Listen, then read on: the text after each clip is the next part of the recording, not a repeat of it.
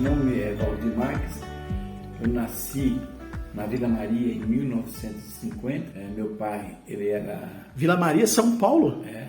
Nossa, que bacana. Nasci na capital, ó. Nasci na terra de Jânio. Sim. Aliás, inclusive, o Jânio ia ser meu pai adotivo. Olha! Ele só não foi meu pai adotivo porque, segundo a minha mãe, disse que eu chorava muito. Disse que eu era chorão, então... Boa. Então ele desistiu disso aí. Mas eu fui criado com a minha mãe viúva, com 1 ano de nascimento. E trabalhei em circo. Trabalhou em circo. Desde os 7 anos. Fantástico isso, né? 7 anos eu trabalhei em circo. Depois trabalhei no Pavilhão Teatro Bibi. Pavilhão Teatro Bibi. Bibi. Isso.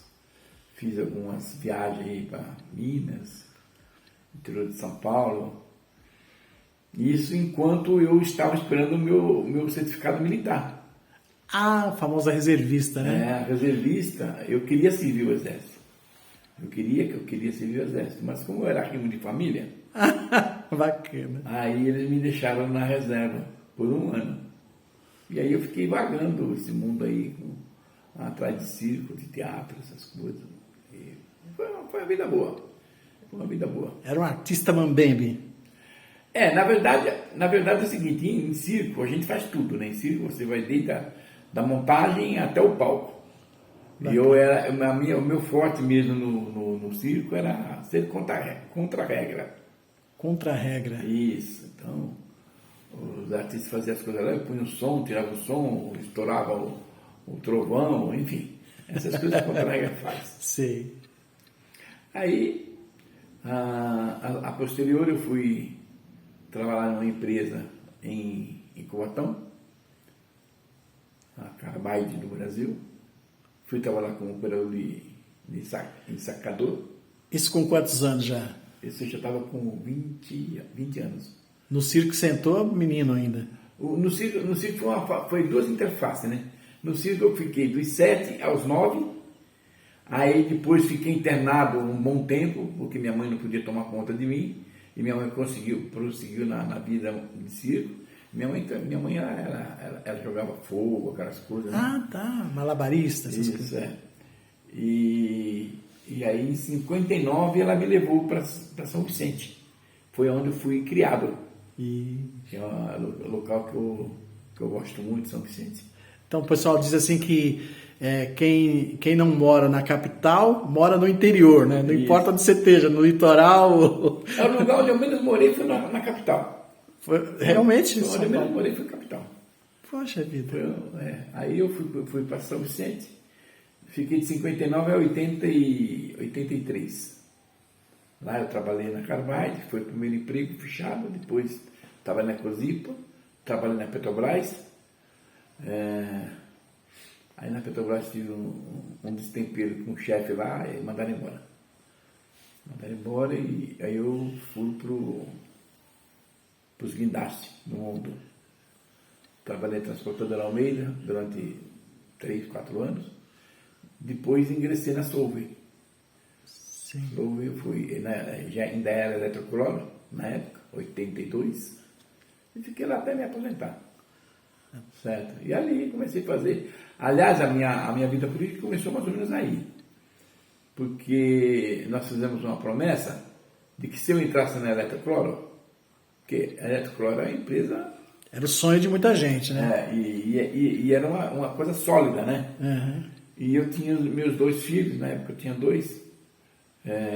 Tinha 3. Tinha o Alex, o Wellington e o Anderson.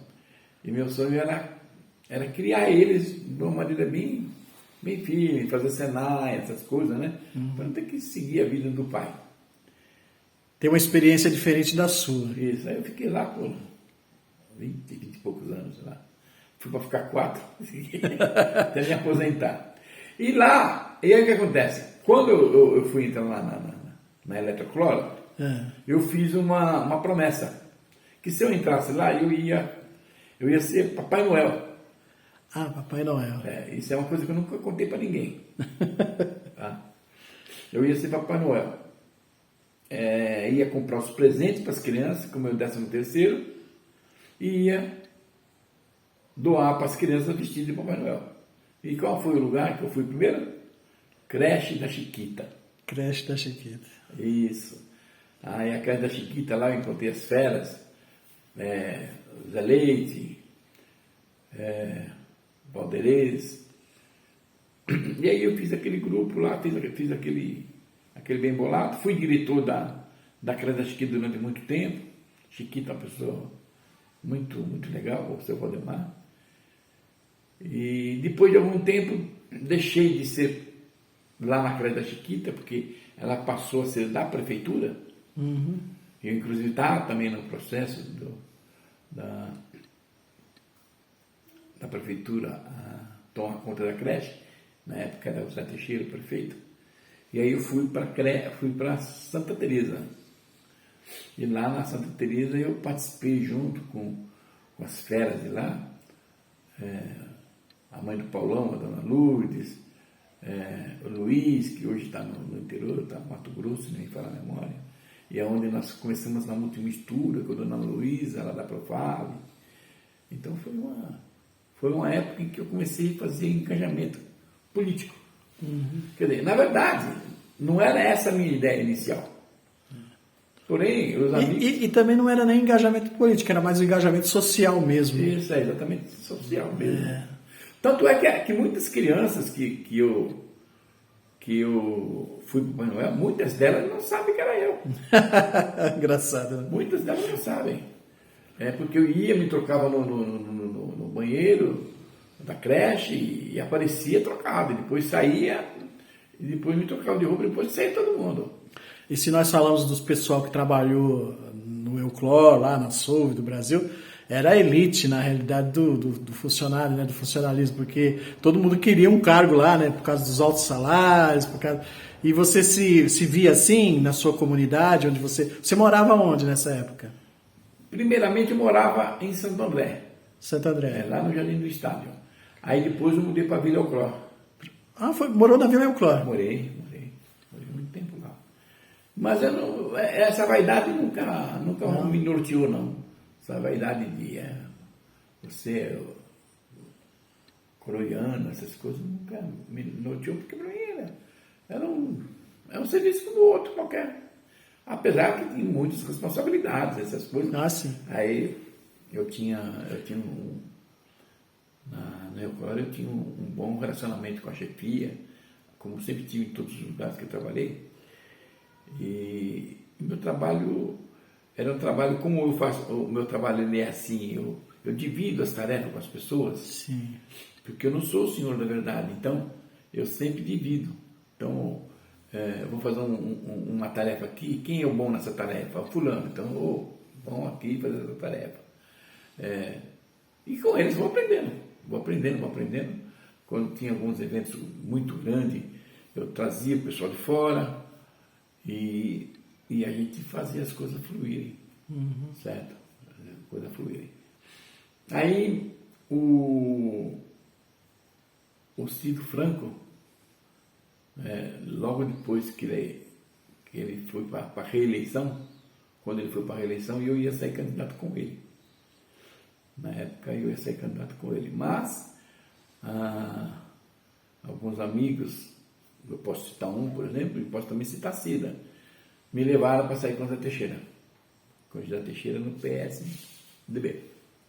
Ambos ex-prefeitos bem populares. Isso. E dogmáticos aqui da região, né? De Rio Grande da Serra. Aí eu saí candidato com o José Teixeira. Nessa primeira incursão não tive sucesso. Não tive sucesso porque eu mudei de partido. Porque eu saí de um partido que na época era forte, mas durante a campanha não se mostrou porque o José Teixeira ganhou. E os coeficientes do partido foram altos e eu não consegui, muito embora tenha sido bem votado, eu não consegui vaga para a Câmara. Se eu tivesse no partido, no PTB, lá com o Ciro Franco, a minha votação daria, na época. Quantas eleições? Você foi vereador em quantos mandatos? Eu fui vereador por 2 mandatos. 2 mandatos. Eu ganhei um terceiro, mas eu não assumi. Ganhei não, eu na ausência do Valdemar Perillo, que ele se ausentou, eu não assumi, quem assumiu foi o Claudio Monteiro. Senão eu teria 3 mandatos. Sim. Né? O Valdemar saiu para fazer exames médicos, essas coisas, estava meio adoentado. Ele precisava se afastar. Então, aí quando foi na eleição do Zeca, que foi a candidatura do Zeca, eu fui candidato lá também no partido. Eu fui muito bem votado, fui o segundo mais votado, perdi só para o Kiko. O Kiko foi o primeiro.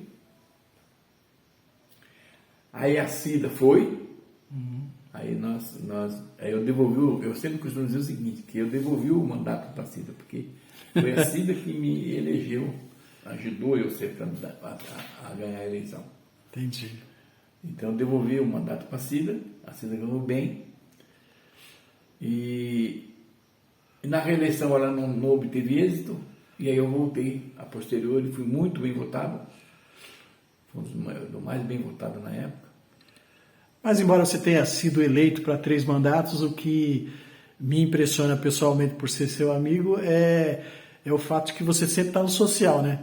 É bom dizer que você fez parte do Rotary, né? Isso. É bom dizer que você fez parte de outras associações aqui em Rio Grande, até da Chiquita que você chegou a falar. Não, inclusive da PAI, no início da PAI, eu e a Ota, nós carregávamos barraca, fazia os bingos da vida. Sim. A PAI, ela era ali próximo da...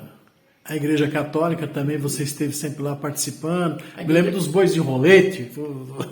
A Igreja Católica foi uma coisa interessante, porque como eu sempre transitei, que nem quando eu estava fazendo Papai Noel no fim de ano, lá na Santa Teresa, fazendo na comunidade de São Francisco de Assis. Sim. Né? Então tinha um trânsito bem ali com o pessoal da igreja, ainda tenho até hoje, graças a Deus. O Padre Joaquim era muito amigo meu. E aqui a nossa igreja, aqui da Vila Lopes, inclusive a doação das telhas aqui da Vila Lopes foi minha, foi eu que doei as telhas todinha.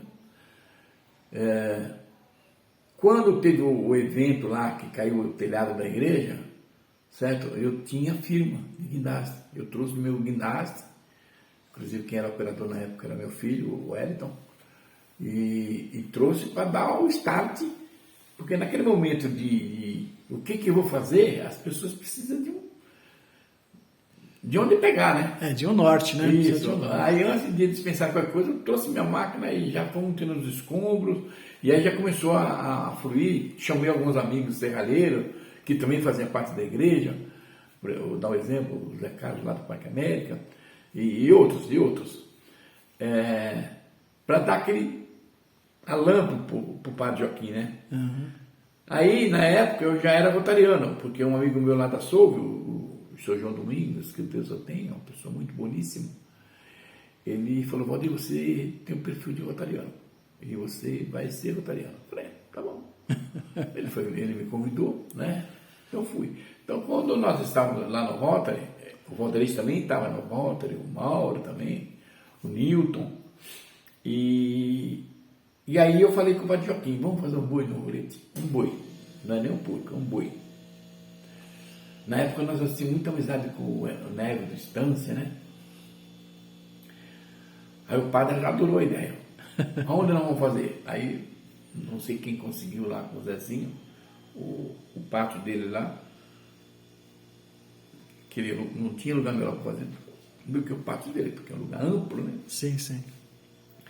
Aí agora, um local agora atrás do boi, atrás de quem fazer, né? Porque aí eu não tinha conhecimento de como fazer um boi. E quem sabe fazer boi? Era o Estância. Aí fui lá no Nélio, com o Padre Joaquim, certo? Porque eu gosto sempre de colocar os atores juntos. Sim. Entendeu? Porque você coloca os atores juntos, as coisas fluem, né? Bacana, isso é uma lição, né? É. Você não acha que isso é... Eu não sou contra o político, nunca fui, acho que o político é um dos atores do processo da democracia, é um dos atores, ele não é o único. mas eu nunca fui contra o político. Mas o político, ele toma para si as dores, né? Na maioria das vezes, ele toma para si as dores. E no teu caso é um pouquinho diferente, porque você já vinha de uma história de colaborar com os outros, de definir tarefas, de compartilhar suas ideias. Você acha que essa coisa, tudo que veio com você, veio direto lá do circo? Tem alguma coisa a ver com esse seu aprendizado lá, não? Porque, na verdade, Noel, a vida da gente ela é uma eterna lição. É uma eterna lição. Bacana demais. Quando eu era garoto, vamos voltar agora, quando eu era garoto novamente. Dos 9 aos 14 anos mais ou menos, eu carregava água lá no Jockey Clube São Vicente. Como eu carregava água? Eu tinha uma carrocinha e pegava 2 tambores que não era tambor, era aqueles barril de 100 litros, punha em cima da carrocinha e saía vendendo água. Interessante. Então eu vendia água lá no Jockey Club, as mulheradas tudo ficavam esperando. Inclusive eu ajudava a minha mãe, ajudava meu padrasto, porque eu ganhava bem. E eu levava todo o dinheiro para eles. Então você veja bem, então isso é uma forma de você ficar adquirindo experiência, adquirindo conhecimento, inclusive até com a tratativa de falar com as pessoas, de sair bem de uma situação, entendeu? Muito embora eu tenha um gênero meio explosivo, mas às vezes a gente também sai fora de um embate. Você é prova disso. Você é prova disso quando era do Codema, quando era da nossa querida Reconstruir, que quase foi boa, né? Então, nessa época, eu carregava água para todo mundo lá. Vamos falar o que foi Reconstruir, que as pessoas que estão te ouvindo não vão saber, mas Reconstruir era uma ONG que o Valdir criou, né, Valdir? Com a intenção de reconstruir casas que eram destruídas pela chuva ou por essas épocas de vento, ventania, não era isso? Na verdade é o seguinte, como a gente transitava aqui na cidade do Rio Grande e a gente via essas tragédias que aconteciam, aqui na Vila Lopes mesmo, muitas casas desmoronaram, né? No São João, e as pessoas ficam sem. Não é que nem hoje. Hoje você tem uma catástrofe, você põe na mídia, pronto, aí vem caminhões e caminhões. Naquele tempo não. E aí o que acontece? Como eu tinha meu terreno e tinha facilidade de pegar resto de construção, pegar não seria o termo, receber resto de construção. Eu estava lá na Sul Eletrocloro, lá quando termina uma parada, sobra madeira, sobra telha, sobra um monte de coisa. E aí vai tudo vai tudo pro lixo. Aí a gente pedia, através de documento, tudo direitinho, certo? E fazia, e dava destino. Encaminhava para quem estava precisando. Para você ter uma ideia, esse patrão vai lhe contar uma coisa interessante. Numa época de São João, teve uma grande demolição lá na Soube. As casas foram derrubadas da vila e sobrou muita madeira. Imagina aquelas casas, o tanto de madeira que sobra, caibro, rio, essas coisas tudo. E aí tinha que dar destino. Aí eu falei com o engenheiro na época, falei, olha, eu dou destino. Eu tenho um caminhão, eu tinha na época uma carreta, né? Eu tenho um caminhão, se você me doar, aí beleza, encostei o caminhão lá, carregou, lotou o caminhão. Imagina a carreta lotada de madeira, de essas coisas. Imagina. Aí foi na época de São João.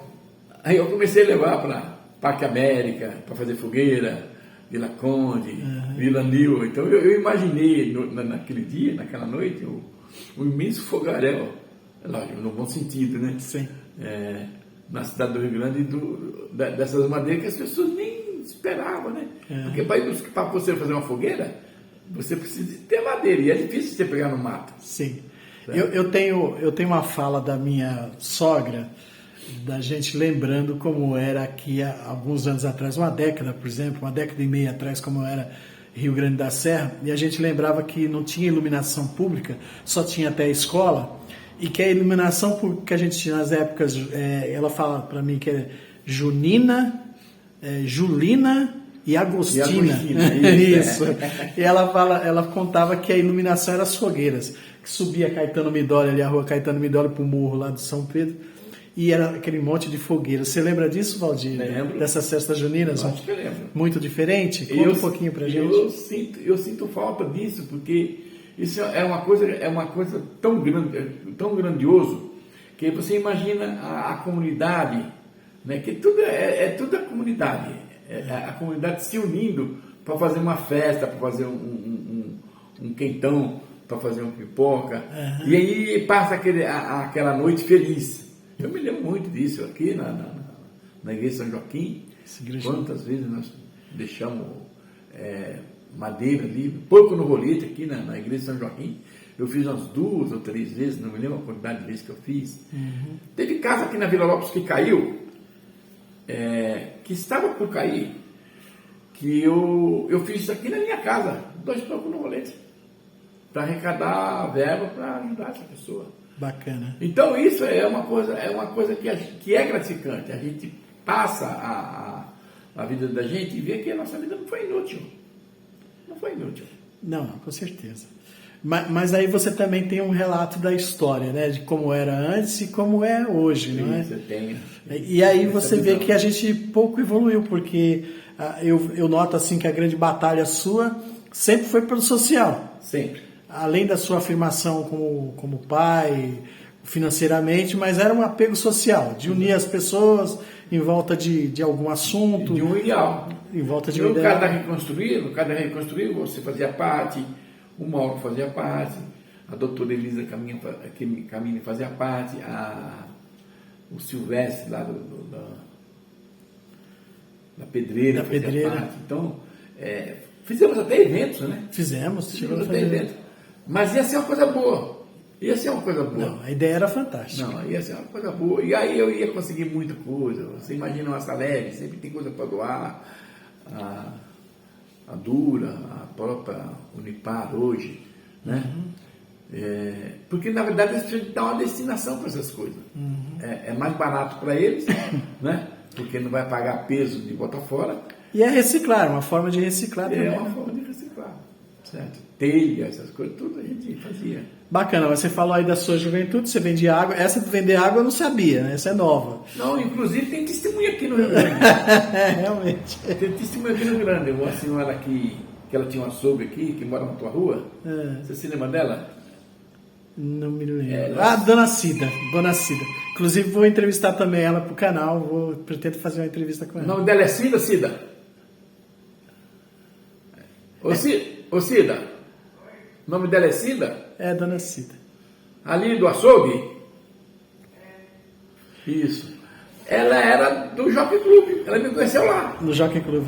Ela me conheceu lá, carregando tambor, carregando... Lá embaixo, na Baixada? Lá na Baixada Santista. E ela que me reconheceu aqui. Ah, que coisa, hein? Ela falou, você não morou no Jockey Club? Eu passava na frente da casa dela e brincava com ela. Você entendeu? Brincava. Graças a Deus eu sempre tive um espírito bom,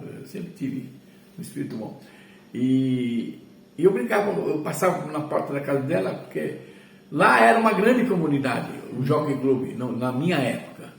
Tinha uma casa aqui, outra colar, entendeu? Então a gente ia se conhecendo, eu vendia gasolina de aviação, nos DIC, enfim, eu sempre me virei. Sempre se virou. Carregador na feira, ia fazer carreto na feira, né, para ajudar em casa, essas coisas todas. E, então, ela se lembrou dessa época minha lá de São Vicente.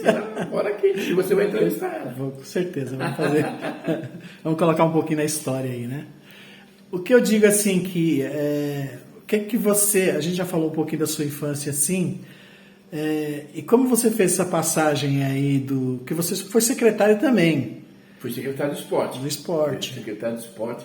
Inclusive foi uma época que eu me realizei como secretário do esporte. Porque quando fui guinado ao cargo, eu falei, o que eu vou fazer? Muito embora lá na Solve eu tinha sido diretor de esporte, então eu tinha uma noção, mas lá eu tinha um gestor. Era impressão minha ou naquela época parecia que tudo ia dar certo, que as coisas fluíam com mais facilidade, não era? Não era você imaginava assim não naquela época? Na época de secretário de esporte? Sim. Não só de você ser secretário, mas a época em que o país passava, em que a cidade passava. Era a gestão, não sei se era a primeira gestão do Maranhão, não era? Foi a primeira gestão do Maranhão. Inclusive foi uma gestão que mudou o Rio Grande da Serra. A gestão do Maranhão foi e eu fico contente de ter contribuído com isso. Entendeu? Mas vamos falar do secretário de esporte primeiro. Não, pode falar, isso faz parte, né? Então, quando eu fui secretário de esporte, antes de ser secretário de esporte, eu fui diretor de esporte na Eletrocloro, que tinha o clube. Então, mas só que o meu gestor era o Dario Mello. Ou seja, eu seguia as diretrizes dele. Sim. Entendeu? Aí quando eu fui guinado para o cargo de secretário de esporte, eu falei, meu Deus do céu, o que eu vou fazer? Por quê? Porque eu tenho uns amigos aqui no Rio Grande da Serra, que nem você, que depositam confiança. Então, quando alguém deposita confiança em você, você se sente na obrigação de fazer. Eu não quero decepcionar você. Ah, bacana. Eu não quero decepcionar o Valmir Negão, por exemplo. Entendi. Então, quer dizer, a gente é obrigado até por conta disso. Uhum. E aí eu me lembro que eu trouxe para o Rio Grande da Serra o projeto Fazer Valer, Judô e Taekwondo, Sim. que trouxe as primeiras medalhas de ouro, prata para o município do Rio Grande da Serra, inclusive o Marcos Húngaro é o gestor, certo? Uma excelente pessoa, ele e a sua esposa Simone, ainda está até hoje, lá aqui no Rio Grande, está até hoje. Quer dizer, foi uma semente bem plantada, tá aí. Que era trabalhar o social também, né? Que é trabalhar social. Que inclusive quando estava fazendo também o projeto do SESI lá no Teixeirão, o Maranhão perguntou para mim uma ocasião: Valdir, você acha que vai ser algum craque daqui? Perguntou. Porque na verdade os boleiros, certo? Eles querem saber se vai ter um cara, um Neymar, entendeu? E nós temos muitos jogadores que fizeram sucesso aqui no Rio Grande da Serra. Inclusive jogadores de times grandes, inclusive.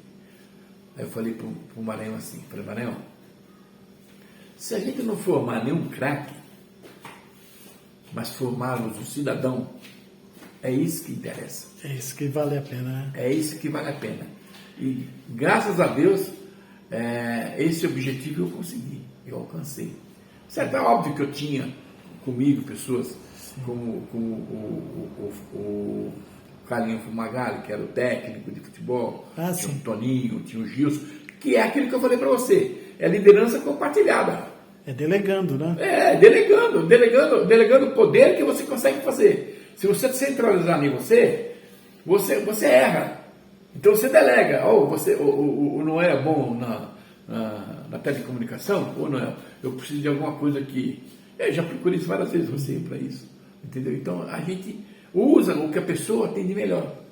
Entendi. Certo? Então, na reforma do Teixeirão, o Maranhão queria colocar grama. A grama viva. Eu falei, cara, eu já tinha feito 3 orçamentos já. De sintético. Que foi uma revolução, né? De sintético. Foi uma das primeiras cidades a colocarem grama sintética, né? Aí o Maranhão... São Caetano já tinha colocado, porque eu tinha ido na inauguração de São Caetano. Em São Caetano. Aí numa decisão de campeonato, o Maranhão estava lá. Eu falei, Maranhão, põe sintético. O Zé Teixeira construiu o estádio. O Honda colocou a luz. Você pôs o sintético. Bacana. A FIFA já admite campeonato mundial em grama sintética. Sim. Aí ele mudou para sintética. Isso. E aí você vê, funciona dia e noite. Isso foi meados de 2014? Eu não lembro. Essas datas eu não sou muito bom. Entendeu? Mas eu fico feliz. E aí a boleiragem do Rio Grande da Serra, o Clodoaldo, o Pintado, são todas pessoas que contribuem. Então, quando você tem boa intenção, tudo vem somar. Sim. Tudo vem somar. E a gente teve esse boom em Rio Grande da Serra, aí do Kiko para cá, até o Maranhão ali, a gente teve esse boom. Que coincide com o boom do país, né? Essa coisa de, vai crescer, agora vai sair. E de repente a gente voltou voltou pro marasmo de novo, com até a eleição do Lula aqui com um certo temor de que iria virar ditadura. E como é que você vê tudo isso aí? Qual é o olhar do Valdir, que era tão social, quando você começa a ver os ditadores aparecendo, né? Na verdade, é o seguinte, imagine que, eu vou falar como presidente do PSD, que eu sou presidente há 10 anos. Eu gostaria que você falasse como Valdir Marx. Não, porque como mas pode falar. Mas o Valdir Marx está inserido nesse contexto. Não é o político. Qual foi o benefício disso?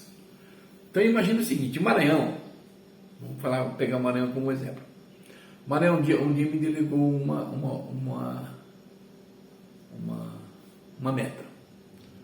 Preciso que você arrume uma audiência com o Kassab. O Kassab era ministro das cidades. Tá. E aí voltando atrás, aí que eu sempre digo, que quando a pessoa está como prefeito ou como está como líder de uma comunidade, o prefeito ou líder, ele está liderando um grupo, não está liderando o seu ego. Sim. Tá. O Maranhão, ele falou na época da eleição da Tilma, e ficou famosa essa frase dele. Eu não estou fazendo campanha no Maranhão, não, hein? Não. Certo? Eu estou falando o que aconteceu na história. É só um relato, não tem nada a ver. Meu coração é vermelho. Foi essa a frase dele. Por quê? Porque no consórcio lá, ele com o Marinho, e o Marinho apresentou a Dilma para ele. E ele é que nem guia de cego, pede mais que guia de cego. A Dilma falou, se você me ajudar, eu abro as portas para você do ministério. E ele ajudou. Meu coração é vermelho e pronto. E aí o Kassab virou ministro. E quem era a ponte mais perto do Kassab? O Valdir. O Valdir Marx, o Kassab. Eu tenho um carinho muito grande por ele. É uma pessoa que me respeita. O tamanho que eu sou e um homem do tamanho que ele é, ele me respeita, a gente tem que admirar a pessoa. E ele recebeu o Maranhão na casa dele. E nesse dia, ele falou para o Maranhão levou um calhamaço assim de projeto. Ele falou para o Maranhão, prefeito sem projeto não é prefeito. Eu falei, será que vai ser tanta coisa assim? 40 milhões. Mudou a cara do Rio Grande. Antes, o Rio Grande só tinha uma entrada. Hoje nós temos duas. Sim. Então, aproveitou o momento. Então, independente de Bolsonaro, independente de Lula, certo? A cidade tem que andar. Então, o mundo anda, né? O mundo anda e se a gente não andar, a gente é atropelado. Certo? E hoje, aqui na nossa cidade, eu ainda continuo com o PSD e eu tive a felicidade de trazer a Penha para o PSD. Por quê? Porque a Penha falou a mesma coisa para mim. Ela falou a mesma coisa para mim. Eu por Rio Grande da Serra, eu vou para o teu partido, para o PSD. Por Rio Grande da Serra. Ou seja, então, eu não posso nunca dizer uma coisa contra a Penha. Só tem que dizer a favor, porque se a pessoa fala isso, se eu penso na cidade... A Irondina uma vez falou isso. A Irondina uma vez, quando ela foi prefeita de São Paulo, da capital, o PT estava metendo bronca em cima dela. Ela falou, não, o prefeito aqui sou eu. Eu sou a prefeita da capital. Eu gosto da capital. Então, só para colocar para aqueles que estão nos ouvindo, a Penha é a atual prefeita de Rio Grande, que substitui o Claudinho, que foi tirado da prefeitura por impeachment, né? Então eu não sei se essa palavra em tirada ela funciona bem. Existem os processos, né? Você tem um ritual para seguir. Se você não segue esse ritual, você está errando. A lei de responsabilidade fiscal, a Câmara, você tem que ter respeito pela Câmara, porque a Câmara de Vereadores está lá para te assessorar, para te ajudar, para ir atrás de recursos, ir atrás de projetos, essas coisas para você. Mas você também tem um rito. Se você não obedece esse rito, você é passível de uma punição, que essa punição seria um impeachment. Certo? Eu não posso discorrer muito sobre isso, porque eu não tive a miúde dentro desse processo. Porque se eu tivesse a miúde dentro do processo, eu estaria no lado de A ou B. Uhum. E eu concorri com a Marilza. Então eu fiquei como um mero espectador. Muito embora a gente sentisse as coisas dentro da cidade. Porque a gente, na época, a gente sentiu uma conturbação muito grande e tal. Mas a atual administração está procurando resolver essas pendengas e isso aí e tem uma evolução aí, que a gente tem que olhar para o lado da evolução também. Porque existe a crítica que nós viramos muito para a direita, né? Para combater a corrupção, que na realidade nós vemos o país combate a corrupção bem antes do Collor. Teve o Collor, caçador de Marajá, lembra disso? Depois teve o outro, depois vem o Lula, que tentou várias vezes, e aí vem agora o Bolsonaro, que é totalmente ao contrário, que é mais pro lado da direita, que diz que as autoridades... E aí veio o Lula de novo, porque era a volta da democracia, que a gente pode pensar aqui um pouquinho mais ou um pouquinho menos, mas é mais ou menos isso aí mesmo. O que eu pergunto para você é assim, você faz esse tipo de comparação do país com a cidade, do que acontece no país, politicamente, historicamente, socialmente, e o que acontece na cidade? Por exemplo, essa tua preocupação com o social tão grande, nos últimos anos você viu isso, não viu? Como é que você olha para essas coisas assim? A minha atuação no social, ela é mais voltada ao auxílio, a apoio das entidades, que nem eu fui diretor da APAI, que nem eu ajudei a implantar o sistema da sopa comunitária aqui na cidade, inclusive através da Maria Luísa e o Francisco lá da Santa Teresa, que hoje não está aqui na cidade mais. Então a minha parte é mais essa de apoio, não a parte propriamente dita política. Entendeu? Mas uma coisa não está intimamente ligada à outra? Então, o que acontece é que quando você se pega muito em uma linha, certo? Você tende a errar. Porque quando você pega uma linha e você quer seguir aquela linha, só aquela linha, você não tem direito de olhar de lado. Eu acho que aqui é melhor. Porque existe também a ciumeira. Pô, o Valdir estava com o fulano, agora está com o Beltrão, mas o Beltrão está me ajudando. Você veja bem, eu estava no momento com o José Teixeira, certo? E no outro momento, eu já não estava mais com ele. Já estava, hoje eu estou com a Penha, hoje. Muito embora a Penha seja nossa amiga desde muitos anos, até da época. Mas o que você diz assim, isso não fica muito para o povo, né? Defender ideologia. Quando você está com um é porque está defendendo uma ideologia, com o outro está defendendo outra, ou não é nada disso, é mais para o pessoal mesmo, é mais para o está me ajudando ou não está me ajudando? A questão de ajuda, quando você fala ajuda, a gente fala ajuda pessoal. Ajuda pessoal não existe ideologia. Para mim, quando a pessoa quer ser ajudada, precisa ser ajudada, pode vir ajuda de todos os segmentos, certo? Agora, quando você quer seguir um caminho, certo? Você precisa seguir.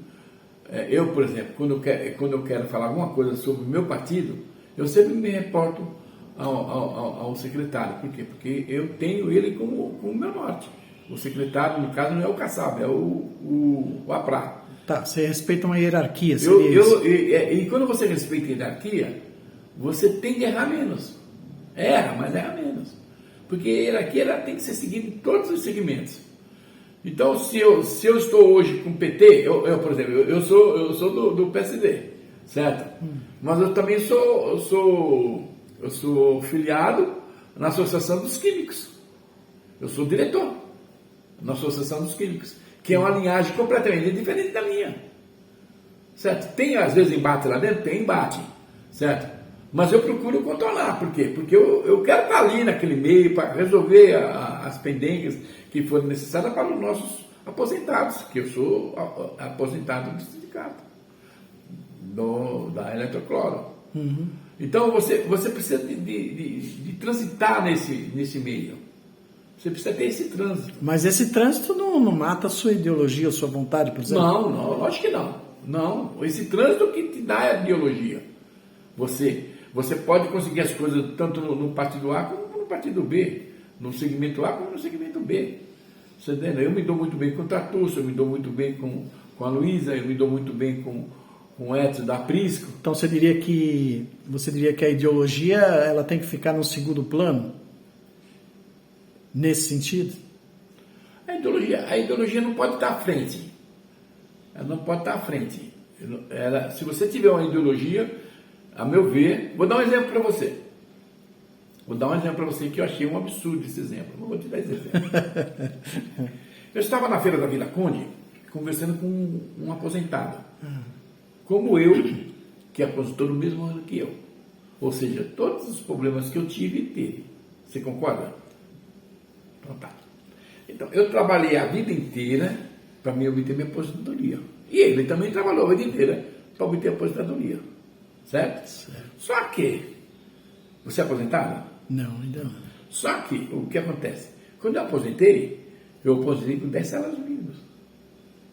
Hoje eu não ganho 10 salários mínimos. Então, eu não vou nem falar quanto que eu ganho, senão você vai dar risada aí. Então, esse problema que eu tive, ele teve também. Aí eu falei para ele, o que você acha? Na época, o presidente era Dilma. O que você acha da nossa aposentadoria, que está sofrendo defasagem ano a ano? Aí o cara colocou a ideologia na frente. Falou, não, a gente precisa dividir nossa renda. Aí eu perguntei, eu paguei por isso? Qual foi a resposta dele mesmo? A gente precisa dividir nossa renda. Assim. Eu paguei por isso. Você pagou um pecúlio durante os anos todos.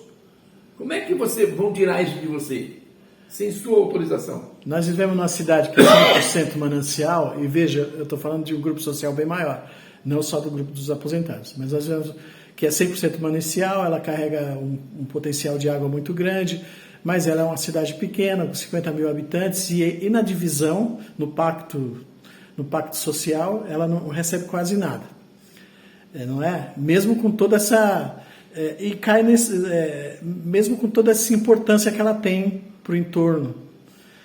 E aí cai nisso que você falou assim, você não acha que nós devemos dividir mais a nossa renda, que a renda é concentrada em poucos e que tem muito mais gente ganhando dinheiro e poucos ganhando quase nada? Você não vê assim? Você não acha que esse é o nosso maior problema? Você tá tentando me dizer que eu tenho que dividir a minha renda? Não.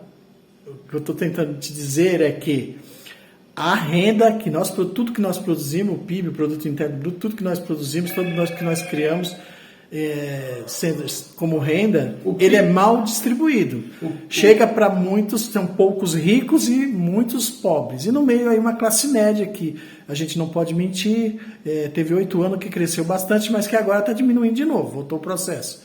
Desde a Dilma, passando pelo governo do ex, baixou. A classe média já não é mais a classe média. Eu mesmo nem me considero mais classe média. Sim, mas você não acha que tudo isso se deve a quê? A renda. Não, mas quando eu falo para você de renda, presta atenção. Aí eu vou falar para você o que eu falo para as pessoas. Presta atenção na aula, senão você repete de ano. Boa. Eu paguei um pecúlio. Não, aliás, entendi. Aliás, não perguntaram para mim se eu queria pagar. Que é compulsório, né? Sim. Certo. Você abriu a carteira, já começa a pagar. Sim. Hoje ainda pago ainda, mesmo aposentado. Sim. Hoje ainda pago ainda, mesmo aposentado. Então, se eu paguei durante 30 anos para mim ter uma renda, a partir, porque a lei assim facultava. O chamado direito adquirido. Isso, exatamente. Por que eu vou pegar do meu dinheiro da renda que eu trabalhei, entendeu? E dividir com outras pessoas que a gente nem sabe quem é. Agora, se você falar, Valdir, alguém ali precisa de uma ajuda, aí eu vou dividir. Não é compulsório. Entendi. Então você veja bem, eu poderia estar com uma casa melhor que essa, com minha aposentadoria. Então, eu não concordo com isso. Não adianta, pode vir quem quiser falar comigo que eu não concordo, porque eu paguei por isso. Mas você não concorda com... Eu paguei e continuo pagando. Sim, você não concorda com o direito adquirido. Mas você concorda que a renda no país A renda tem que ser dividida, mas a renda é PIB. A renda é PIB, não é a renda que a pessoa física faz. Mas se você paga o imposto, o seu imposto faz parte do PIB. Tudo Mas é o PIB que está sendo dividido. Não... E você não acha que, por exemplo, o que está saltando para você está na mão de alguém, por exemplo? Você está entendendo? Eu tenho o meu sogro, ele trabalhou na Volks também, se aposentou com na Volks não, trabalhou na Constanta, antiga Philips, né? Philips Constanta. Isso, e ele também se aposentou com uma aposentadoria fantástica. Hoje a aposentadoria dele não paga o seguro. O seguro de vida dele lá não paga, porque ele não tem plano, não tem convênio, mas ele tem o seguro de vida que contempla o convênio. E ele paga, eu vou falar para você que não tem porquê, ele ganha R$ 2.500, ele paga R$ 1.912 de convênio. Quer dizer, muito mais do que ele não sobrevive, não sei como ele sobrevive, né? Não, o meu convênio que paga é meu filho. O meu convênio, quem paga é meu filho. Todo mês ele nem espera eu ligar, ele liga. Manda o convênio. Então, isso mostra a linha que tudo que é corroído, não é? E que é distribuído de forma errada. Você não acha que esse é o maior problema do país? Que você cria um produto interno bruto grande, massivo, mas isso é tudo mal dividido, que a renda tá muito, e o imposto que nós pagamos imposto sobre consumo. Por isso que você é taxado. Você não é taxado porque é lá no seu dinheiro que você vai... Não, você é taxado no consumo. Qualquer coisa que você for comprar, você vai pagar o imposto e aí acabou, não tem jeito. É horrível. Mas é uma coisa que nós não consertamos aí durante 3, 4 décadas aí, que a gente só fala nisso, ninguém olhou por esse lado. E esse é um lado político, é o lado da organização. Porque a gente não pode diferenciar, regimes vai ter sempre regimes. Os regimes vão estar aí. Ele pode ser democrático ou não, mas sempre vai ter autarquia, sempre vai ter tudo isso. Agora, a forma que se governa, e se a gente propõe ser democrático, não é para ter uma divisão mais igualitária? Você não acha isso? Lógico que sim, claro que sim. A divisão ela tem que ser igualitária para todos, inclusive para quem produz, inclusive. Você sabe que a ideia que você foi político durante muitos anos, tal, mas a ideia que o povo tem de você é que você roubou muito, sempre é assim. É que ele roubou muito, que você estava sentado num monte de dinheiro lá e você não fez isso. Desculpa, você não sente isso? Não sinto. Não, muito pelo contrário. Quer que eu diga uma coisa para você? Pode falar. Eu sinto até que esses dias eu estava na ponte, lá na travessa, como é que chama? Brasileiro de Lima, né? Brasileiro de Lima. E estava passando um grupo de pessoas. E o pessoal que estava junto comigo lá a serviço, quando eu saí, o pessoal falava assim, esse cara me ajudou muito, esse cara me ajudou muito, esse cara merece estar bem, esse cara merece ser prefeito, essas coisas todas. Chegou até essa presunção, esse desejo, esse sonho de ser prefeito? No passado, isso, quando eu estava com o PDT na época, eu tinha vontade de ser candidato a prefeito. Hoje eu não tenho mais essa... Eu prefiro ajudar, prefiro ficar transitando nos palácios, falando com os deputados, E ainda falando de renda e falando de crescimento econômico, essa coisa toda, eu me lembro que quando você estava... Porque você contou aí o que você fez, mas você não contou o esforço que foi para fazer isso, né? Porque não tinha dinheiro, né? Isso as pessoas não sabem, né? A maioria, você não nota isso, que as pessoas nem percebem isso, não percebem o esforço, são poucos. O comerciante um pouquinho, porque é quem você procura, o diretor de uma empresa, que esse sabe como é que a coisa se desenrola. Mas o cidadão comum, muitas vezes aquele que é beneficiado, ou aquele que está um pouco acima, não consegue entender isso. Então ele acha que um vereador está ganhando seu salário, está milionário. Ele acha que um secretário ganha um salário alto, está milionário. E que tem que fazer. Mas fazer como?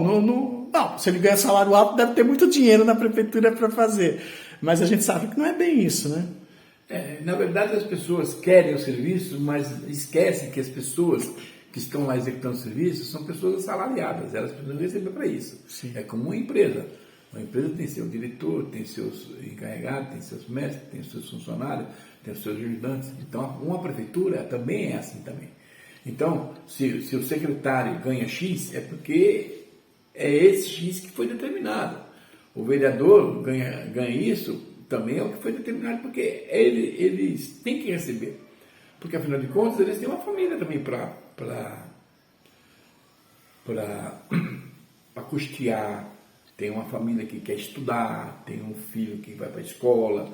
Então, o vereador, ele é uma pessoa funcionária como outro qualquer. Eu não gosto muito dessa palavra qualquer, mas porém ela que cabe bem. Porque ele precisa também ser remunerado. O secretário precisa também ser remunerado. O adjunto precisa também ser remunerado. Porque não tem como. Não existe um sistema que nem a gente faz em ONG. A gente vai lá, faz o trabalho social, vai para casa, entendeu? Porque para nós fazer isso, nós temos uma renda da onde a gente trabalha. Sim. Então uma prefeitura não pode ser assim. Ela é gerida como uma empresa. Então, todo mundo tem que ser remunerado. E como é que você vai cobrar uma pessoa se ela não é remunerada? Tá, e a minha pergunta não foi nem muito sobre isso, né? Sobre a remuneração da pessoa. A minha pergunta foi do como você conseguiu fazer. Porque, embora isso é um grau de comparação. Tipo, a pessoa compara o seu salário com aquilo que você faz, não é? Mas nunca imagina que, por exemplo, aquele trabalho seu de colocar as academias nas ruas, foram quantas academias? Olha, esse trabalho não foi meu. Esse trabalho foi na administração do Maranhão, junto com a Secretaria de Obras. Foram várias academias, eu não sei quantas, mas foi bastante. Sim, isso teve um custo. Isso teve... Imagino que não foi baixo, né? Então, mas aí é que está. É uma coisa que em política precisa ser bem esclarecido. Quando você vai fazer uma academia, quem é que está patrocinando essa academia? Não sei, Valdir, fala você. É o Estado. É o Estado. Você faz o projeto, aí, no caso, Obras faz o projeto. Olha, nós temos aqui um lugar para nós fazer academia de idoso. Certo? Aqui tem de idoso, tem normal, tá aqui, já está prontinho, eu só preciso da academia. O Estado fornece. A gente a prefeitura, no caso, só põe a mão de obra para colocar. Ela não põe dinheiro para colocar, para fazer. Ela vai buscar lá no Estado, lá na federação, sim, porque existe esse caminho para isso. E aí é onde entra o secretário, aí é onde entra o vereador, aí é onde entra o adjunto, que eles vão atrás desse viés. E não é só, não é? Precisa montar o projeto, precisa arrumar o lugar, precisa adequar tudo. Não, você tem que montar projeto. Aquela história que eu falei para você anteriormente, que o Kassab disse para o Maranhão, prefeito sem projeto não é prefeito. Sim. Então você monta o projeto e você vai na secretaria e mostra que você tem aonde colocar o seu projeto, aonde você montar o seu projeto. E isso não é dos cofres públicos do município. Então, quando o município faz, por exemplo, uma dragagem, que nem foi feita a dragagem aqui no córrego, aqui até lá na coisa. Aquilo foi, a máquina veio, não saiu dos cofres públicos do município. Ela veio lá da Sabesp, certo? Houve um caminho que te levou a isso. Então, o secretário, o adjunto, o prefeito, os vereadores vão atrás desses caminhos. Uma ocasião... E para ir atrás tem um custo. O custo é zero. Para ir atrás o custo é zero. Eu vou dar um exemplo para você. O vereador Guerra. Quando nós éramos vereador no primeiro mandato, a gente precisava colocar uma máquina que não tinha o sistema de batelão ainda, colocar uma máquina aqui no córrego para desassorear esse córrego Fumagalli. E a gente precisava de dormentos, certo? De dormentos. Eu tinha um contato em Mauá com o Chico de Judô, certo? Aí o Guerra falando comigo, o Guerra falou, depois, e aí? Não, vamos lá falar com o Chico de Judô. O Chico de Judô cedeu para nós o Guerra trouxe, fez o que tinha que fazer e depois devolveu. O que custou? Custou uma viagem, meio tanto de gasolina da gente ir lá em Mauá. Isso não tem custo, certo? Aí, E mais o trabalho de quem trabalha lá, né? mas o trabalho de quem trabalha é da empresa que forneceu. Que nem quando nós fizemos esse desassoreamento do oxicórrego aqui, o trabalho ali, quem pagou foi a Sabesp. A Sandra, que na época era secretária, ela que foi atrás dos recursos, certo? Foi atrás da Sabesp e conseguiu. Aí tudo é por conta deles. Nem a refeição pagou. Entendeu? Então, quer dizer, essas verbas carimbadas, elas têm um destino certo. Quando você recebe verba para a saúde, o deputado mandou 1 milhão para a saúde. É 1 milhão para a saúde. Ela tem que ser aplicada na saúde. Não pode ser aplicada na educação. A educação precisa, mas a verba ela vem para a saúde. E o Tribunal de Contas, quando ele vem, e ele é todo onde ele vem, ele aponta onde você usou esse dinheiro. Eu usei 100 mil aqui, não. Então você está incorreu na lei de responsabilidade fiscal e está impugnado durante 8 anos. Então, essas coisas têm que ser bem colocadas. Quando vem dinheiro para uma obra, o dinheiro é para aquela obra. Não tem como você pôr para outra obra. Que nem o mirante lá, que tá parado, o mirante. Aquele mirante é uma verba do turismo. Quando, lá na federação, lá em Brasília, eles tá sobrando, não seria o termo, mas tem uma verba, reserva, tem uma verba. Vamos investir um pouco naquele mirante lá do Rio Grande. Aí manda uma verba para cá. Mas ela só pode ser para o mirante. Se você vê o mirante fazendo alguma coisa, a verba ela foi destinada para ele. Não pode ser aplicada em outro lugar. Então, é isso que as pessoas confundem. Mas tem que ter essa capacidade técnica de ver isso, de adaptar o projeto e de ir atrás. Exatamente. Então tem um custo, né? Você tem que ter uma equipe lá, uma equipe... Tem que ter, pô. Tem que ter os técnicos para fazer Você vai fazer uma rua. Eu vou fazer essa rua, quanto custa? Custa 1 milhão e 200. Não. Eu vou precisar de 28 mil paralelo, vou precisar de meio fio. Aí a equipe faz o projeto, elabora, vai na CETESB, ela licencia, está pronto, pode fazer. Valdir Marques 2023. Como é que está o Valdir? O que você anda fazendo? Eu atualmente estou trabalhando na serviços urbanos, ajudando lá o Valderez e o Souza, certo? São pessoas que já conheço há muito tempo. Esse é meu trabalho, faço aquilo que eu sempre fiz, né? Máquina, caminhão, enfim, dirigir equipe, enfim, eu sou o coringão deles lá. Sei. Não sei até quando eu vou ficar, porém, eu quero ficar até o fim do mandato da PEN e espero que seja mais 4 anos. E quanto à vida, fora o profissional, como é que está a vida? Graças a Deus. Faz parte do Rotary ainda, está fazendo... Como é que está essas coisas? Então, o Rotary, eu sou efetivo do Rotary. Eu já não sou mais daquela linhagem que tinha contribuição, em função da idade, né? Eu tenho 73 anos. Então, faço parte do quadro efetivo do Rotary. Porém, aqui no Rio Grande da Serra, o Rotary deu uma parada. Deu uma parada, até por conta do que aconteceu lá em Ribeirão, que nós perdemos nossa sede social. Como é que foi esses 2 anos de pandemia? Que ainda não acabou, né? As pessoas insistem que acabou, mas ainda não acabou. Nós continuamos na pandemia ainda.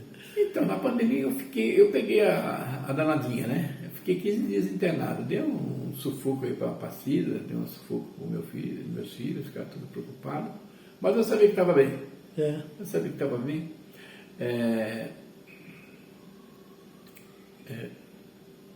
Fiquei parado 2 anos. Inclusive não pude ajudar meu filho na campanha em que ele foi candidato. Não podia sair na rua porque o pessoal falava, ô velho, vai para casa. Ô, velho. Agora, após a pandemia, estamos aí vendo o que vai acontecer, né, no ano que vem. Provavelmente a Cida seja candidata, eu não vou ser candidato.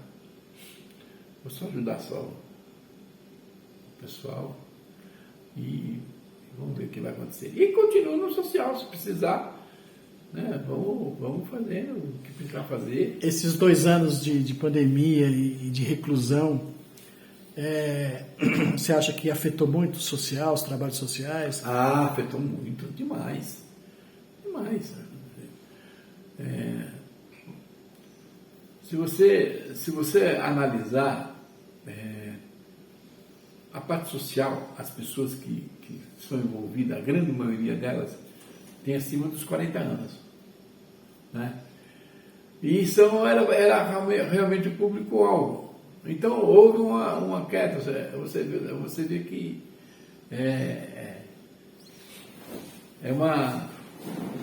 foi uma desaceleração muito grande. E a gente foi perdendo elo, foi perdendo ligação. Hoje eu chego na igreja, eu encontro pessoas novas. Né? Passou só 2 anos, mas em 2 anos muita coisa muda. Parece que foi uma eternidade, né? Aí de repente você chega, a pessoa, quem é? Entendeu? Não é porque não me conhece, mas e aí?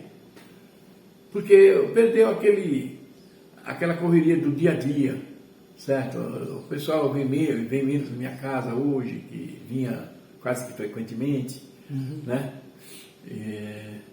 Por conta da pandemia. Hoje a gente ouve muito o termo bolha, né? Criou-se bolhas, bolhas para um lado, bolha para o outro, aqueles grupos sociais, etc e tal. Mas eu sou bem sincero, eu acho que já existia isso, né? Não é uma coisa que assim... Só que ficou evidenciado, né? Agora sim, bastante evidenciado. Ficou evidenciado. E a gente tem uma troca da velha guarda pela nova guarda, com visões diferentes de mundo, com olhares diferentes. Você sente isso? Olha, eu vou falar para você uma coisa. Eu tinha uma paixão muito grande pela fanfarra aqui da Vila Lopes. Vou pegar esse ponto aí. O Dória acabou com esse programa. Ele não sabe o mal que fez. Por quê?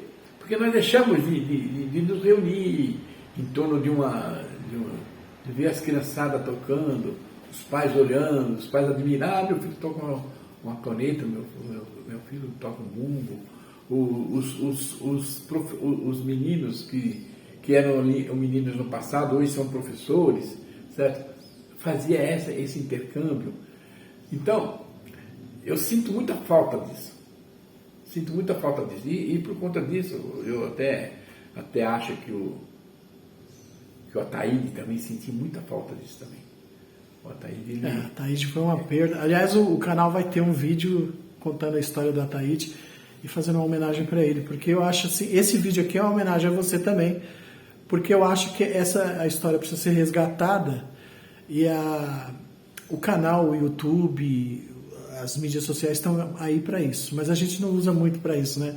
A gente usa mais para criar debates, para criar celeumas, etc e tal. Mas eu vejo muitos canais que têm essa busca por resguardar a memória, por trazer à tona de novo coisas, porque os jovens hoje parece que já viveram tudo, né? E não viveram, né?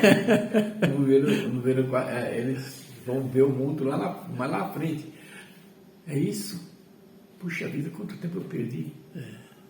Porque a minha juventude ela foi muito intensa. E hoje, com esse negócio de videogame, esse negócio de celular, as pessoas, às vezes está numa reunião, tem 4, 5 pessoas na reunião, 4 estão no celular. Então, na própria família acontece isso. E isso realmente é uma coisa que eu sinto muita falta. O convívio social ele é muito importante, muito importante. Você acha que esse convívio acabou? Ou acabou, ou diminuiu? Acabou. Muito pela pandemia ou muito pela tecnologia? Os dois, aliás. A pandemia ajudou a afastar e a tecnologia também. Você era um cara ativo, até minha esposa fala que o único que dá bom dia todo dia para ela é você. Sim. Então você é um cara um pouco ativo nesse negócio de WhatsApp, nas mídias sociais. Sim. Mas você não acha que a mídia social tem muito que... é uma ferramenta que tem muito o que oferecer? Então, quando você diz, você dá... Ontem mesmo eu encontrei com o Valmir, ele falou, Valdir, você não fala mais bom dia para mim. Eu falei, não, Valmir, é você que não fala mais bom dia para mim. Eu falo bom dia pra você todo dia. Você que não me responde. Então, na verdade, se você usar ela para o bem, você diz para a pessoa, estou aqui. Uhum. Entendeu? Eu, quando mando bom dia para você e você me responde, você pode ver que eu repico. Por quê? Porque existe uma relação. Existe essa relação. E isso é uma coisa importante para dizer para o outro, olha, eu estou aqui. Mas você usar ela a seu favor. Que nem você ficar usando ela para ver o TikTok, essas coisas aí que você só vê piada, coisas. Não dá. As famosas bolhas, né? Então você tem bolha para isso, bolha para aquilo. Mas também tem aquela questão dos valores, que os valores não foi a pandemia que tirou, né? Ele já vem se perdendo há muito tempo. Que com a noção de liberdade, as antiga geração, eu falo antiga geração, não falo nova geração. E vou te explicar por quê. Eu falo antiga geração porque hoje você vai nos bares, você vê muitas mulheres, na faixa dos 50, dos 60, muitas mulheres. Que na nossa época, quando nós éramos adolescentes, você não via mulheres no bar. Mas então, os valores, o bar era lugar de homem. Os valores hoje são outros. Outro dia eu fui levar minha esposa na escola que ela dá aula e estava eu e a Paulinha, porque a Paulinha está dirigindo e tal, então foi a Paulinha. Aí ela chegou e ela ficou assim, pô, uma mulher dirigindo ônibus. Para ela é novidade, mas não é. A mulher já está em todos os campos das ações aí profissionais, quase todos, né? É duro você ver um lugar que não tem uma mulher lá representando. Então eu acho que os valores mudaram, mas eu acho que o senso de liberdade e o senso de dizer assim, eu tenho razão, acho que isso que é o que impera, né? Tanto nessa geração passada quanto nessa nova que quer se afirmar, né? Eu vejo muito o Maurinho assim, então tudo ele tem razão, sempre terá razão e ele sabe mais. Você nota muito isso, não? E é difícil conviver com isso. É difícil você, quando você mostra para uma pessoa que nem sempre o seu ponto de vista ele é o correto. Sim. Mas quando você tem firmeza no seu ponto de vista e você encontra uma pessoa que o ponto de vista diverge, certo? E não tem esse diálogo, porque na verdade as mídias sociais, ela remete a isso. Não existe um diálogo assim, eu olhar no teu olho, que quando eu olho nos seus olhos, eu estou vendo a tua reação. Quer dizer, se eu falar para você, Noel, você é feio, e você deu uma titubeada, eu falei alguma bobagem. Então, aí você coadula o negócio. Aí você começa a dar uma maneirada no negócio. Então, esse olhar que a mídia social, ela te obriga a isso. Ela te obriga as novas juventudes. Quando eu mando bom dia de manhã, certo? Eu mando para todos, mando para meus filhos, mando para minha nora, mando para meus netos, mando para o Noel, mando para a esposa do Noel. Quando eles respondem, certo? Eu tenho uma base de 150 a 200 respostas por dia. Eu respondo todas. Eu sento ali na poltrona e eu respondo todas. Por quê? Para a pessoa saber que realmente eu estou ali. E é essa parte que a gente tem que usar nas mídias sociais. Por favor. Eu me lembro que eu era presidente do Contura aqui de Rio Grande da Serra e tinha o Aldo, que é um comunicador, né, tal, cara, tal. E eu dizia para ele, naquela época o Facebook estava surgindo, eu dizia para ele, isso aí vai criar uma nova bolha de comunicação enorme. E a gente tem que começar a aprender a trabalhar com ela. Hoje, o Aldo naquela época dizia assim pra gente, que nada, isso é coisa que vai passar, Orkut já veio, já foi, isso aí nunca vai chegar em nada. Hoje o Aldo, ele só se comunica pelo Facebook.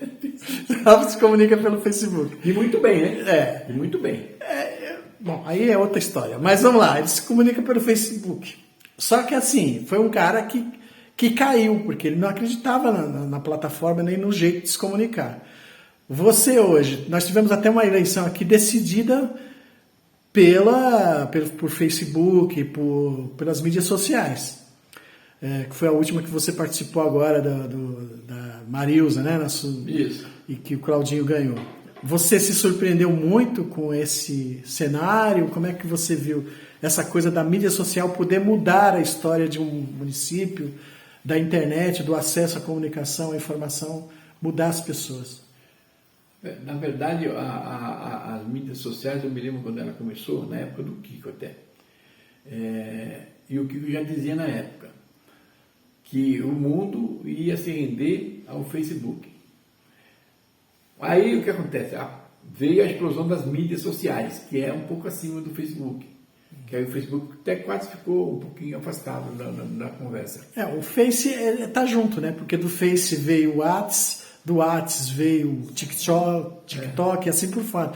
A gente fala muito nesses, mas tem uma série de outros também que estão... Então, essas mídias... Inclusive o YouTube também é uma mídia social, né? Ela é uma ferramenta poderosíssima. Se você negar a importância de uma mídia social, você está fadado a fracasso.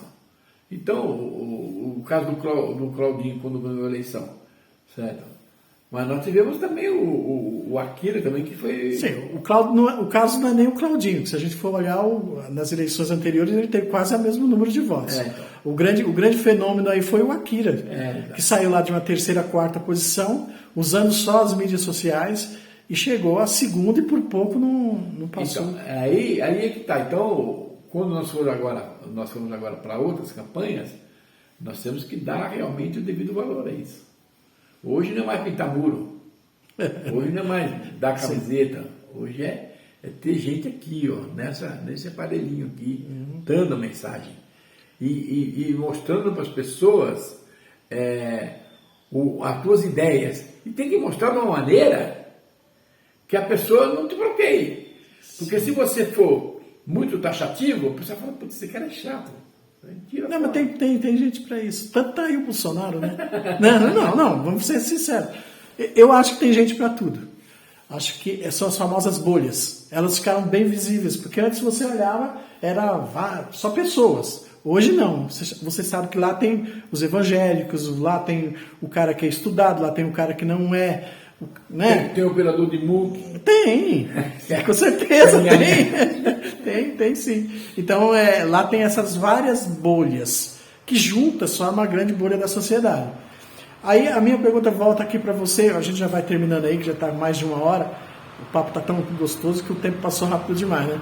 Mas e você nesse mundo todo, nesse mundo que a gente não pode nem usar mais o termo globalizado, porque esse termo já virou passado também, já não é...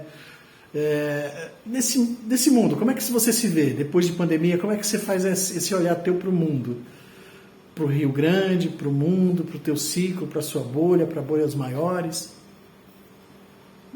É uma pergunta para mim um tanto capciosa essa pergunta. Ah, caramba, isso é capcioso não, por favor. Ela é um tanto capciosa. Mas eu vou dizer o seguinte. Sabe, Valdir, por que essa pergunta é importante? Porque ela vem de uma pessoa que tem um olhar muito mais profundo. 71 anos, né? 73, estou errando até, eu queria menos. Mas assim, é muita coisa. São 7 décadas aí, o que nós passamos nessas 7 décadas. Não é? Quando você tinha 12 anos e vendia água lá, como é que era o mundo? Então você tem uma visão fantástica da vida. E depois você passou os anos, você estava lá com 20 e tantos anos trabalhando na Solve, com 30 trabalhando na outra, com 40 sendo vereador. Então você passou por muitas coisas, experiências que te dão um estopro enorme. E nunca deixando de olhar as pessoas. E isso te dá um poder maior ainda, né? As pessoas, eu peco por isso, porque eu acho que as pessoas são todas, como como é que eu podia dizer? A gente...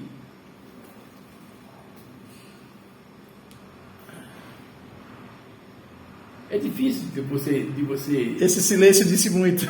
É difícil de você dizer. Mas eu tenho esperança. Eu tenho esperança de que nós vamos dar uma guinada muito grande, nós, em termos de Brasil, em termos de Rio Grande, nós vamos dar uma guinada muito, muito grande, porque o Brasil e o Rio Grande da Serra tem tudo para sair novamente do marasmo que se encontra. Nós Tem continuamos pessoas sendo... boas para isso, tem pessoas competentes para isso. Nós continuamos a ser o país e a cidade dos extremos? Não sei por que Rio Grande da Serra seria a cidade dos extremos. Não vejo assim. Eu vejo o Rio Grande da Serra uma cidade pacata, uma cidade interiorana, dentro de uma metrópole, que as pessoas, a gente vai na estação, a gente vê as pessoas saindo correndo para trabalhar, um formigueiro tremendo, e fazendo as suas tarefas diárias, procurando crescer na vida. Então o Rio Grande não é cidade de extremo. Rio Grande é uma cidade calma, uma cidade que as coisas acontecem no ritmo dela mesmo, é sossegada. Que as pessoas, quando vêm morar para o Rio Grande, quando as pessoas vêm morar aqui, elas falam: nossa, que cidadezinha gostosa. Por quê? Porque não escutou o agito, não escutou aquelas coisas da cidade grande. São Paulo é uma cidade de extremos, né? São Caetano é uma cidade de extremos, mas Rio Grande não. Rio Grande é uma cidade interiorana dentro da capital, entendeu? Então eu não vejo extremo na nossa cidade. Eu vejo pessoas politizadas, eu vejo pessoas que acreditam no futuro, acreditam no seu candidato, acreditam no seu vereador, no seu prefeito e luta por ele. Eu vejo isso. Agora, extremos eu não vejo. Não vejo ninguém extremado. Quando eu falei extremos é assim: você tem um centro populacional em que o nível é quase classe média, e você tem as periferias como o Brasil. E você tem as periferias que lá muita pobreza, muita fome. Hoje quando eu passo aqui para ir trabalhar de manhã, eu pego muita gente com um carrinho cheio de coisa para ir vender, porque vai vender para sobreviver. Esse é o país dos extremos que eu digo, a cidade dos extremos também. Porque Rio Grande tem o centro, mas você vai ver, eu tive outro dia nas 7 Pontes, quase quebrei meu carro todo, até para você chegar lá a dificuldade já é grande. Por isso que eu falei a cidade dos extremos. E o país da mesma forma, né? Porque nós tivemos um boom em Rio Grande, como no país também, mas aquele boom terminou há 4 anos, lá na Dilma, né? No segundo mandato da Dilma já estava acabado, a gente só vem brigando por coisas e aí veio o Bolsonaro, que culpa a pandemia, mas também nós não mudamos nada. Mas se você a inflação vai indo lá. Se você analisar, o que em termos de indústria na última década cresceu no Rio Grande, excetuando-se a massa leve? Então não teve um boom. Eu não entendi a pergunta. Não houve assim um boom. Quando a gente fala boom, eu entendo que seria um crescimento industrial, de polo industrial, essas coisas. Rio Grande teve as 2 gestões do Maranhão, foi um boom fantástico. Nós não tínhamos estradas, passamos a tê-los, tivemos comunicação, não tínhamos praticamente um centro, passamos a tê-lo, não tínhamos socialmente, nós não tínhamos quantas creches? Quantas postos de saúde tínhamos? Nós tivemos um boom aí. Mas aí que eu estou falando. E aí também teve o industrial, porque veio para cá a Massa Leve, veio para cá outras, a Anamar, veio outras indústrias e tal. Não tem como negar que cresceu, né? Então, eu creio que daqui para frente O Rio Grande da Serra tende a ter esse... Que é mais ou menos a história do país. Os 8 anos do Lula, mais o primeiro da Dilma, a gente estava naquela fase de crescer. Achamos petróleo, estávamos investindo, os conselhos sociais eles proliferaram nas cidades, etc. e tal. A gente via, parecia que tudo ia crescer mesmo. Foi um boom também. Que foi morrendo a partir da Dilma, do segundo mandato, já no final, e aí chegou a pandemia. Eu vejo assim, se eu olhar, você sabe que eu sou da área econômica, se eu for olhar para a área econômica, você vai ver que o país pouco sentiu com isso. O governo teve superávit em recolhimento de impostos, então não foi bem assim. A pandemia não é muito culpada, mas as organizações sociais foram sucumbidas com isso. Tem números até do Bolsonaro que você fala assim, esses números são muito positivos, não são negativos. Mas tem outros que... O que nós precisamos é retomar novamente as nossas ações sociais. Novamente, porque as ações sociais, elas realmente agitam o meio social da cidade. E essas ações sociais, elas dão um dinamismo, certo? Para tirar até um pouquinho dessas carências que tem o município. Sim. Isso se dá muito em função de não termos uma ação social forte. Eu vou fazer mais uma pergunta e aí a gente vai para as considerações finais, tá bom? Mas a pergunta que eu vou te fazer é o seguinte: quando a gente começou lá no primeiro mandato da Dilma, dos 2 anos últimos, no bianual, a gente via o turismo crescer pra caramba. Você falou de indústrias que mais cresceram, eu diria que a indústria do turismo cresceu demais, ela chegou a crescer 800% no mundo. Aqui no Brasil o crescimento foi pouco porque, vamos falar a verdade, nós tivemos nenhum secretário no governo federal, que a própria Marta Suplicy, que foi a última do Dilma, ela também deixou assim, dinheiros que ela não conseguiu levar para os municípios, né? Rio Grande é uma cidade que 100% manancial, que ela só pode crescer para o turismo. É uma indústria que tem condições de crescer e trazer desenvolvimento para a cidade. E você, qual é o seu olhar para Rio Grande? Você ainda acha que aqui a gente ainda está se descobrindo ainda nosso caminho para o desenvolvimento? O que é que você pensa dessas coisas? Já que você foi até secretário também, esteve lá olhando essas coisas, né? Então, quando você disse que a Marta não conseguiu mandar usar a verba que ela tinha, eu não sou advogado da Marta. Mas aí é um pouco da falta de competência dos secretários de turismo das cidades. Dos municípios. Porque é aquilo que eu falei lá anteriormente. A verba está lá. Você precisa mostrar projeto, certo? Mas isso é discutir a cidade. Se você não consegue mas a cidade discutindo a sua vocação turística, certo? Se ela discutir essa vocação turística e levar projeto para o Ministério do Turismo e o projeto for aprovado, você veja, antes de você entrar... Vou dar um exemplo para você. Quando eu fui vereador no último mandato, aqui na área da Vila Verde, na entrada da Vila Lopes, aquilo ali é uma área pública, é uma área grande, pública, certo? Eu tirei fotografia no Google, mandei para a secretaria, certo? No caso eu mandei para a Secretaria do Verde, para fazer ali um parque. Você se interessou? Então você imagina naquela área ali da Vila Verde, tem a Vila Verde do lado esquerdo e tem aquela vila do lado de cá, certo? Que ali é a continuação da Teodoro Siqueira. Ali. Lá no fundo, aquela área todinha, ela é do município do Rio Grande da Serra.